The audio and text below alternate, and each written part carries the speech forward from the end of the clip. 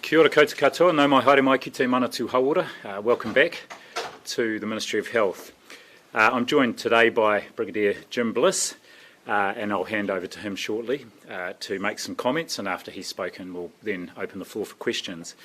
I'd just like to update you today on two areas of focus for the Ministry of Health and our public health teams in Auckland, and those relate to the Grand Millennium worker who tested positive for Covid-19 on Monday night earlier this week, and that person's known as Case A, and also our work around the Grand MIQ hotel returnees. First, on the Grand Millennium, the investigation into how the cleaner at that hotel was exposed to Covid-19 is continuing. The case and their household member who was under investigation both remain in the Auckland quarantine facility. I'm pleased to report that the household member, who you may recall had that initial very weak positive test, has now returned a second negative test at day 5, reinforcing our belief that that initial weak positive result was either a false positive or an early but very fleeting mild infection that doesn't present any risk and has now passed. She is continuing to be managed, however, as a close contact, but is not classified as a confirmed case. All close and casual plus contacts of Case A have returned negative initial results. The close contacts, of course, remain in isolation for 14 days and have that second test at day 12. The results of some other tests will come in over the weekend. In terms of the Grand MIQ, as you will be aware, yesterday we announced that as part of the investigation into the recent day 12 positive case there in Auckland, we're now looking at the possibility of transmission within the facility. And our contact tracing team was hard at work yesterday, contacting those 250 returnees who have subsequently left the hotel since the 10th of March and asking them to be tested and to remain isolated until that test result's received. As at 9 a.m. this morning, 193 of those 250 people had been contacted. I expect that figure is even higher now. The remaining people are being followed up this morning. If there are people out there who have left the Grand MIQ Hotel as a returnee since the 10th of March and you haven't been contacted by Public Health yet, please do get in touch through Healthline, organise a test and remain isolated until that test result's received. There was also yesterday some additional testing, mobile testing in place on site at the Grand MIQ to ensure that there are exit tests for all returnees, and I just want to stress that we don't consider there's a wider public health risk. We are just doing this as part of being very precautionary in our follow-up of the possibility of in-facility transmission. Quick update on our vaccine rollout. That continues to scale up. Over the weekend, we're expecting over 5,000 doses to be administered around the country through the Northern, Midlands, Central and Southern regions, and also by our Defence Force. By the end of today, we will have administered over 50,000 vaccinations, around 40,000 of those first doses in people and the balance second doses. So a number of our border workers are coming through and are now fully vaccinated. Vaccinations will be delivered over the weekend at a number of locations, including hotels, doctors' surgeries, hospitals and dedicated clinics. Now a quick update at our regular reporting on numbers. There are 3 new positive cases to report in managed isolation, and our 7-day rolling average of new cases detected at the border remains at 5. Our total number of active cases today is 74, and our total number of confirmed cases is 2,123. Yesterday there were 7,117 tests, and our rolling 7-day average of tests is 4,944. Up-to-date information on testing locations is always available through HealthPoint and in Auckland specifically through the Auckland Regional Public Health website. Jim, I'll hand over to you. Thank you, Dr. Bloomfield. Tēnā koutou katoa. As a result of the recent situation in the Grand MIQ managed isolation facility in Auckland, I commissioned an investigation to determine what happened and what improvements, if any, can be made to strengthen our processes. Part of that investigation is into the managed isolation walks that occur from 4 facilities in the Auckland area. While exercise occurs on site at most of our facilities, for these 4 there is no appropriate area on site. For returnees in isolation, being able to exercise and have access to fresh air is a really important aspect to support their health and well-being whilst they are in managed isolation. Early this month, 23 people were bused to 2 managed isolation walks, which is a now known positive case participated in. On the 19th of March, there were 12 returnees on the managed isolation walk. Of these 12, and one is our case, 2 also undertook the walk on the 21st of March. From the 19th of March, 9 were classed as casual plus contacts, and their stay was extended by 5 days. They have subsequently tested negative, displayed no symptoms, and have been released yesterday from managed isolation. On the 21st of March, there were 15 returnees on the managed isolation walk, 14 plus our case. These 14 have had their stay extended by 14 days from the date of exposure on Sunday the 21st of March, as they've been considered to be close contacts. I'd like to take this opportunity to acknowledge those 14 returnees that have had their time in managed isolation extended. I know it's a disruption to their plans and they may be feeling a little angry. We are doing what we can to make their extended stay as comfortable as we can, but I would hope that they would understand, as with a due amount of caution, for their safety and well-being why we've had to extend them. I do extend my sincere thanks to them for their understanding and patience. Last night I put a 24-hour pause on the busing of returnees to managed isolation walks. This will allow the staff the opportunity to review their processes and ensure that the protocols are appropriate. We'll also be reminding staff about our need to always remain vigilant and provide clear direction to returnees about the adherence to infection, prevention and control measures. More than 4,000 people work in our 32 managed isolation and quarantine facilities across the country, and they do a fantastic job. Currently, 125,000 returnees have come through our facilities and re-entered the community safely. We are focused on identifying what occurred in this instance and fixing it. We are working with the Ministry of Health and other agencies involved to finalise the investigation. Thank you very much. We'll now be happy to take questions. Jim, actually, I might just make 2 other comments, just adding to what Jim has said around managed isolation. I know that Professor Nick Wilson has once again raised the suggestion that we should be following the Australian process of confining people to rooms for the duration of their managed isolation. I think 2 comments there. First of all, as you would have heard from our reporting over recent weeks, we are picking up the vast majority of our infections at the day 01 testing, and as part of that protocol, all returnees remain in their rooms until the result of that testing is available. The second comment I would make is just 2 weeks ago, you will recall that in the same weekend, Australia had cases in both Brisbane and in Sydney related in Brisbane to a health worker, but who had also been in the managed isolation facility providing care, and in Sydney, a security officer. So the confinement of people to their rooms for the full duration, which is not something, it's something of course we have considered, but we don't think that that is necessary here, and we think that the risks can, and we have a good track record of managing those risks.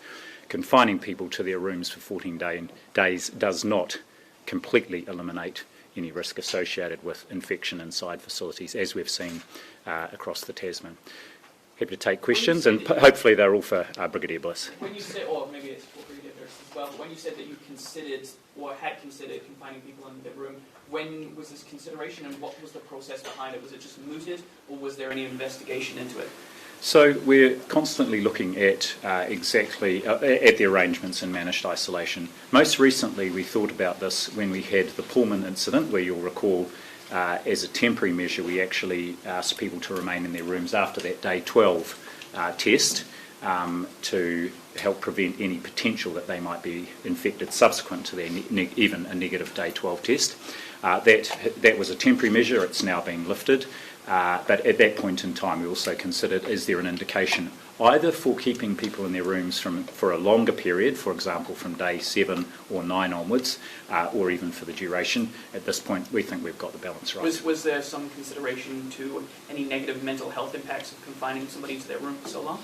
Absolutely, that is a key consideration of why we have the current arrangements, and you've heard Brigadier Bliss talk about the importance of access to fresh air, exercise, and at the same time managing the risks both to individuals and the wider community. A question for Brigadier Bliss. Please.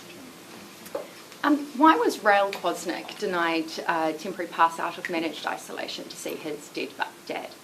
So firstly, we'd like to pass on our sympathies to all returnees who have a loved one that passes during their time in managed isolation. I know it's a very hard circumstance for them.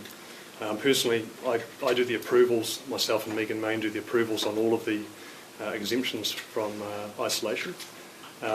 We have a very strict criteria from which to make this determination from, and largely is the advice from health officials about the threat or the risk to public health as to why we would do that. Specifically though, what was the risk of someone coming from Australia and a country which is considered so low risk that we're about to be in a trans-Tasman bubble, going into isolation and then being alone with his dead dad? Where is the public health risk there? So we have, like I said, we have a criteria that we use in relation to travel, whether or not they need to move between locations. Exactly. So on that point, it was MB who put him in Wellington as opposed to Auckland where his emergency was. So it was MB who added points to his score. Not quite.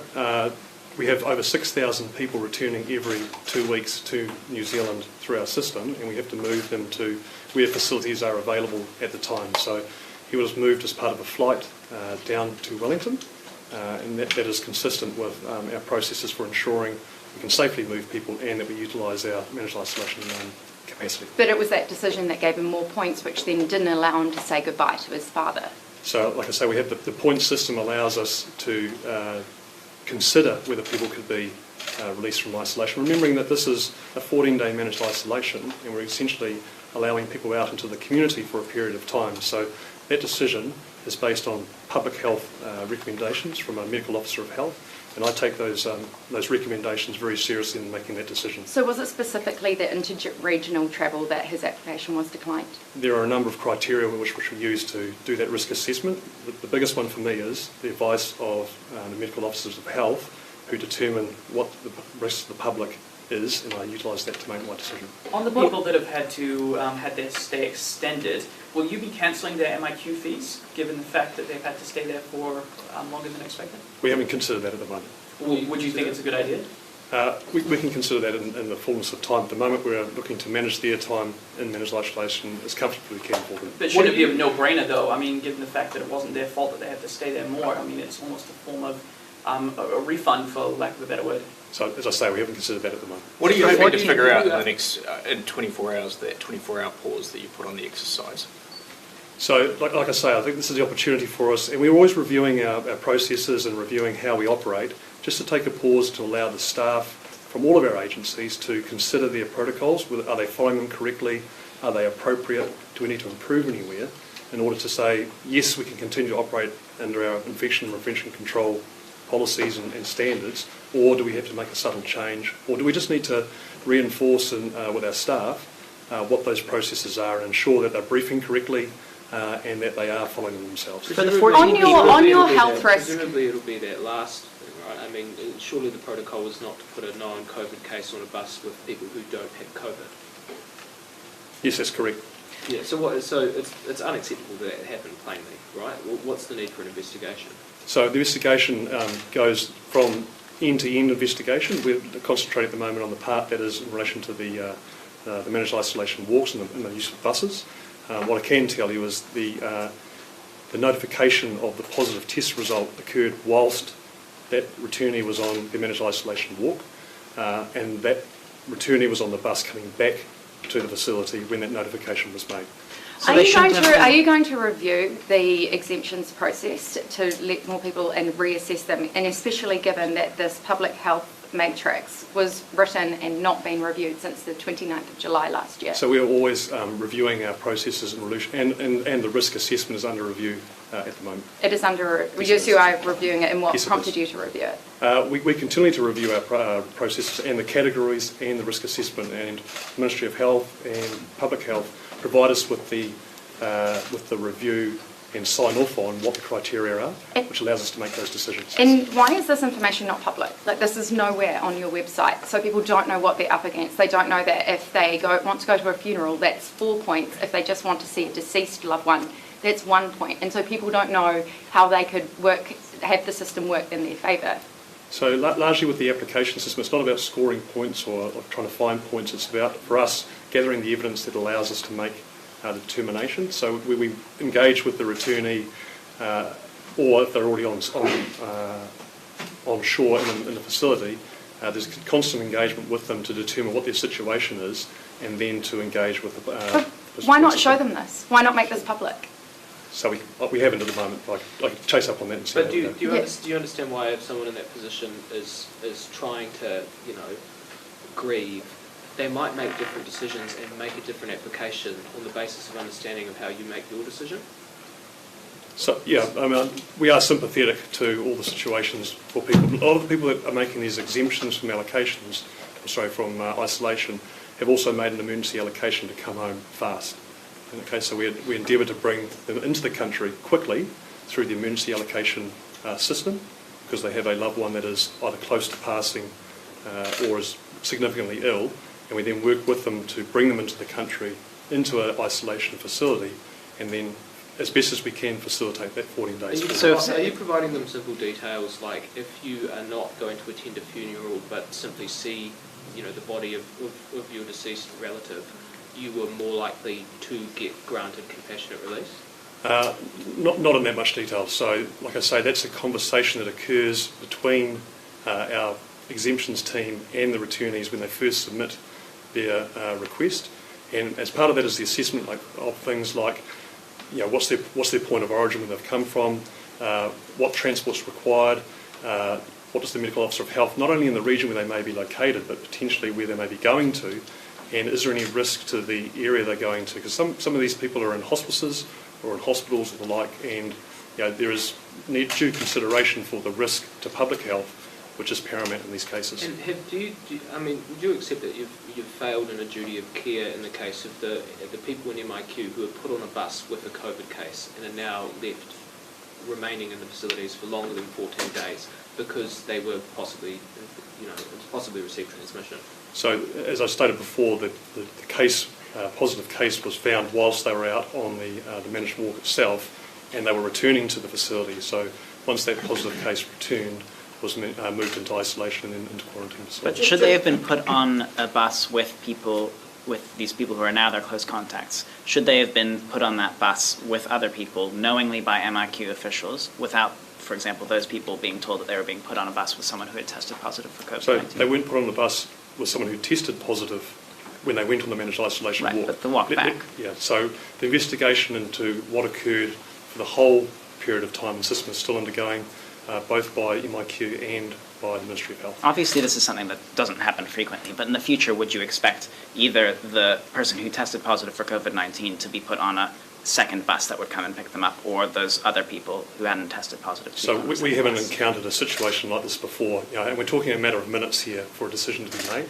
So, like I say, when we do the process review, it may throw open some decision-making processes or a method that will allow us to make those decisions and inform the staff. The people that will remain there longer, have you offered to move them into a different facility? Yes, we have. We've offered all of them if they'd like to move to a different facility, and as of today, only one has taken up that offer. Why? Sorry? Why? Some have indicated they would have liked to have moved or can be considered to move, so we made that offer for them. But why? I mean, what's the difference between staying at the Grand Mercure and moving to a different hotel? So from a risk point of view, there's no difference. It's a personal preference. Some have indicated they're quite happy at the Grand Mercure. They like the food, they like the room they're in.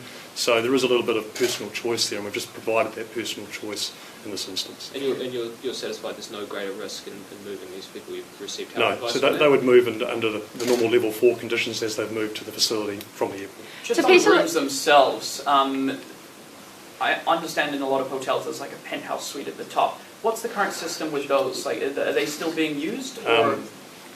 So I can't confirm if there's a penthouse in most or any of our facilities, but we're contracted a number of rooms per facility, and we utilise those rooms that are contracted by the hotel for the best of the situation at the time. So if you've got a family, for example, that maybe have 3 kids and maybe a larger suite is available as a room, or has some special needs around medical access and the like, then we'll utilise the stock that's available. So there's no way that people could pay more money to get a better room such as one of these? Not now, there isn't, no. Say not now, is that... I understand. Well, I remember that did happen once previously, and that was stopped in January. Oh, what happened?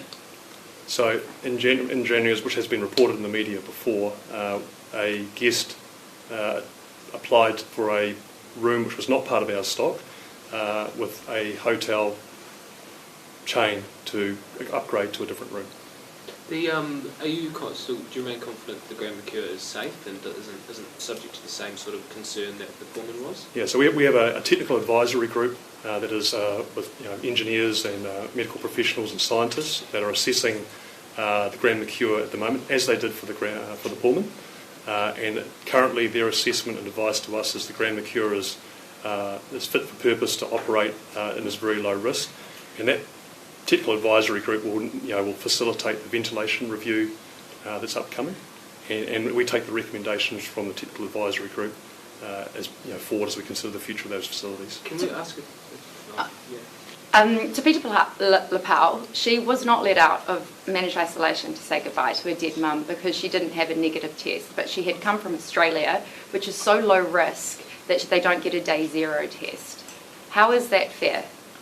So the criteria we use to assess each of the exemption allocations as we receive them, we take into account the risk factors, and then we go to the medical officer of health for a recommendation. And in this instance, again, the medical officer of health's recommendation was that it was not of a low enough risk to grant an exemption. Because she couldn't get the day 0 test in managed isolation, because she was so low risk, she had to wait until day 3 to be tested. No, the medical officer of health takes all of the risk criteria into consideration and provides us with a recommendation. And I use that recommendation to make the determination that the exemption can't be approved. And so can you spell out specifically what was, in her case, so high risk? So I'm not going to go through the individual cases and the criteria that we went through for her individual circumstances. I mean, your staff did that for me yesterday and you signed off on the application, so I don't understand why you can't do that, because we're trying to get, she wants specifics, everyone's trying to get specifics on exactly why these people aren't being allowed out when they're coming from a seemingly very low-risk country and they're going into a low-risk situation to say goodbye to an already deceased loved one alone. Yep, so, and I'll come back to the criteria that we are using, including the country of origin, what day they're on in managed isolation, whether or not they've had their day 3 test, which she had, and what stage they are through their 14-day isolation. And people who are very early in the isolation process, before 7 days, it's very unusual, or not at all, that I've seen a medical officer of health recommend an exemption to them enter the community for a period of time and then come back. But are you working with them on the other end of the system of, so, they're coming over from Australia, are you advising them that they could perhaps get a test in Australia to isolate at home to help their chances to get over so they can say that goodbye? So that's not part of our current process. Will it be part of your process? It's something we could, we're always reviewing the process. We really always are. We're looking at the ways of what can make the process more robust and how we can communicate with all of our returnees about access to emergency allocations and applying for the exemptions. Is a woman grieving, crying through a fence at MIQ an example of the system working? I've got to balance the exemptions and the move of individuals and the needs of individuals with this public safety of the community and the population of New Zealand. We set a very high bar for exemptions in order to ensure that public safety, and this has worked really well for us. for the last year and has safely moved 125,000 people through our isolation facility. Are you now expecting more funeral processions to attend at MIQ? I don't know if that's something that people would try to organise. I can't really make a comment on that. But are you going to manage those if they do start driving past with funeral processions and people? We would have to consider what the effect would be on not only the facility itself, but remember that a lot of our facilities are in built-up areas in, for example, Auckland. Is there public safety? Is there policing effects which would make that an unsafe activity in itself? So did that catch you off guard? Did that funeral procession catch you off guard? I personally wasn't aware of it at the time. Why are you coming at that from a perspective of why it would be unsafe as to how we could make sure that people are able to say goodbye and do that safely? So from my perspective, individual cases are very important. We try to meet the needs of individuals. However, the public safety and the number of people that come through MIQ every day, we have to balance that public safety into. Yes. But I was going to say to the other point, so you seem to have come from that, from a perspective of, we'll have to see how unsafe that is, rather than how can we ensure that this is safe and this can happen? So I come back to public safety and health is our primary concern and primary responsibility for MIQ. We balance up the criteria in order to make those decisions to ensure public health and where we can to facilitate the needs of the individual. Given the fact there are still quite a number of people coming into managed isolation testing positive on a day 0 or a day 1, are you confident about the systems in place to detect COVID in pre-departure tests in other parts of the world? Yes, I'm happy to respond to that question again. Just the context is, and I think Brigadier Bliss has said this a number of times, our managed isolation is in place to support our elimination strategy in New Zealand, and it has served us very well. The exemptions process is a part of that, and I think, again, it has served us very well. And I just want to endorse the comments that Brigadier Bliss has made, that actually the primary purpose of managed isolation is to protect the public health of New Zealanders, and I feel that over the last year they have appreciated that greatly. In terms of your question around day 01, this is something we are looking at specifically. The proportion of those people who have got pre-departure testing from a valid certificate of that, and we've seen very few people coming through without valid evidence of pre-departure testing. It may well be that the nature of and the reliability of that testing varies around the world. We had always assumed that, and that is why, in addition to the pre-departure testing, we have added in the day 01 testing and the requirement to stay in the room until that testing is back. So in my mind, actually, those ones we wouldn't have picked up till day 3, so the fact we're picking them up on day 01 is an improvement in the system, and it means that we can get them off to quarantine. Some of those transpire to be historic cases, so they're people who don't have active infection, so they wouldn't present any risk. Are there any countries in the world that you're particularly looking into? For example, there are about 40 to 50 people that have come back from India that have tested positive on day 1. Are you confident with their pre-departure testing regime? We're not specifically looking at any country, and we don't have information about all the different testing approaches in different countries, but we do take on face value a valid certification of the fact that someone's had a pre-departure test, and it does require quite specific information. But likewise, as has been pointed out, aside from Australia and the Pacific, everyone has the day 01 test anyway, in addition to the pre-departure test. Do you have any information on... Just quickly, sorry, a question from a colleague. On the number of vaccinators that we have, there seems to be some inconsistency. The Minister has said that there were 2,200. Subsequently, I think possibly yourself, but the Ministry has confirmed there's actually 1,300. What's the inconsistency there? I think the correct figure, I understand the correct figure is around 1,300 people who have specifically done and are certified on the Pfizer-BioNTech vaccine. They've done the 2-hour online module. A number of them have already been vaccinating. I'm not sure. I think the 2,200 figure may well have been the number of additional people who, prior to the Pfizer-BioNTech vaccine module, the number of people who we had trained in generally being able to be added to our vaccinator pool. So that was not unrelated to COVID-19, and that included pharmacists and a range of other health professionals. So they're two different groups. And why only are 400 being used at the moment to give vaccine? I mean, you know, there's a lot of work to be done here. Why not use more of them? That's all we've required at the moment as we scale up in each district health board. But we have a pool, as you pointed out, of around 1,300 who have already been vaccinated, already been trained. For every vaccinator, there are 2 or 3 other people required as well. So it is very much a team. And in terms of the scaling up, how do you feel that's going? I mean, are you meeting targets, or are we somewhat behind? We are doing very well against our modelled volumes, and as I say, by the end of today we will have delivered around 50,000 vaccinations.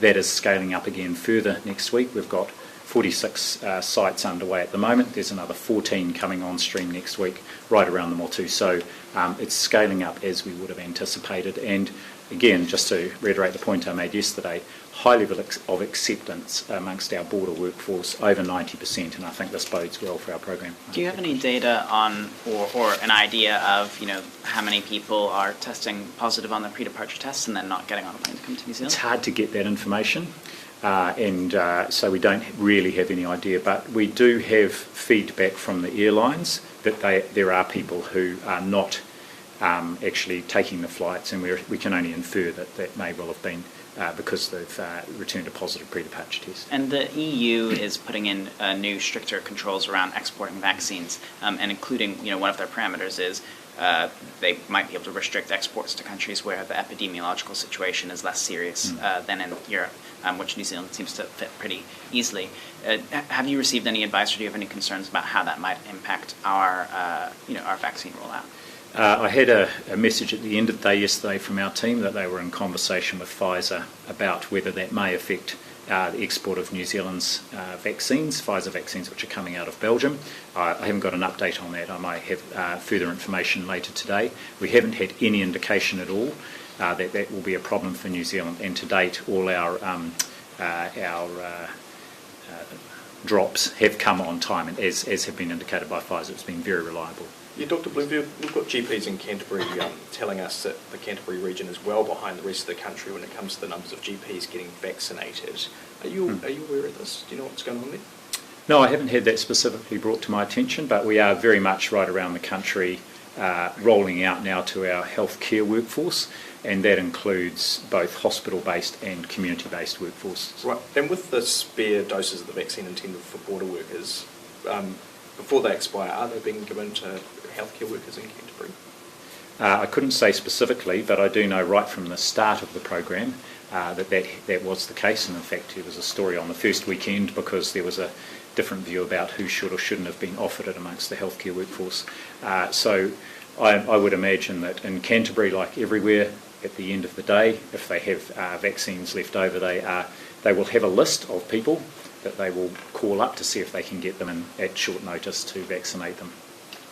I just want to talk about the Haupai Te Haura and Whero Kōpapa Uta have done research on measuring the impact of COVID deniers like Billy TK or other public figures on sort of immunisation rates. Has the Ministry done any sort of similar research to see how much of an impact those types of people would have on immunisation rates? We haven't specifically done research on the impact of individuals and the information they're sharing. What we have done now is we've done 3 consecutive surveys on general attitudes, segmented by ethnicity towards the vaccine, and our most recent survey has shown an increase in vaccine acceptance, and that was across all ethnicities, which is encouraging to see. And I would say that our border workforce, which I mentioned, has got this very high rate of vaccine acceptance, includes 10% Māori, about 12% Pacifica, and a good proportion who are Asian as well as European New Zealanders. So we're seeing high rates of acceptance right across the different ethnic groups in that border workforce. Is it fair to really provide them as a possible example of acceptance and uptake? I mean, there are people who work in an environment that they could likely be exposed to COVID. Surely they're more accepting of their vaccine because they're very well aware of the risk.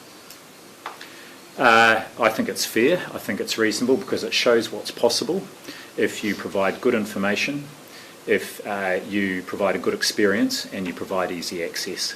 And that's the challenge and opportunity for us for the wider program. And so I'm confident that if we do all of those things, and that's what we're focused on, that we will get high rates of vaccine uptake. Dr. Bloomfield, are you going to go over the health matrix at any point and assess that it's still fit for purpose? Yes, of course. And one of the points you made earlier on is, of course, we're about to embark, we don't know the date yet, but on a quarantine-free travel arrangement with Australia, and arguably two-way and possibly two-way with Pacific countries. And so it's a very good time for us to do that, to look at what that exemptions matrix looks like. Of course, if there's quarantine-free travel from Australia into New Zealand, then it will become moot for people who are travelling here. They will be able to travel straight through into the community. But do you foresee perhaps that people coming from Australia with emergencies, they might be able to do quarantine-free travel before the wider populations? That's not anticipated at this stage. It would be it would be population-wide. It would be one for all. But just to reinforce what Brigadier Bliss had said, there's a lot of work that goes in when people are required or do need to travel urgently, usually because of a dying or very unwell loved one. There's a lot of work that goes into ensuring that they can get access to emergency places in MIQ, and then the teams put in a lot of work with individuals and whānau to support them to get access as quickly as possible. But at the same time, our paramount concern is protecting public health of the wider New Zealand population, and that's served us well today. Perhaps a final question? I was just going to, there's been talk that Singapore might be a better option for Australia, and they've for a while now been, they've increased their quarantine stay to 21 days for people who are coming from the UK or South Africa, those with that sort of higher risk of that variant. Is that something that's being considered here?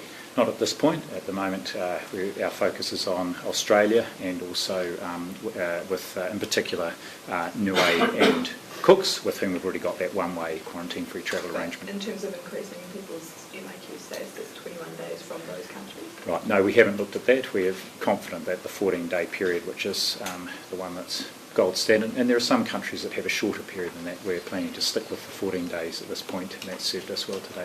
Dr. Bloomfield, the Māori King received the vaccination today. How important is it for Māori leaders to stand up and take this? Oh, look, I think that's absolutely fantastic. I knew the Māori King had very early on said he was interested in supporting the program and setting an example.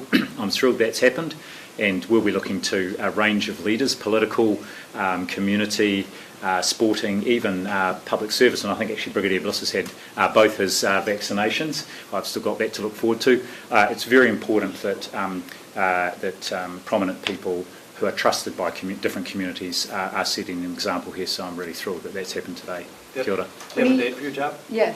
Not yet. I'll be advised by my team on the best date for that. Thanks very much. Have a good weekend. And as we've worked out, he can't be doing it himself. Not yet. And it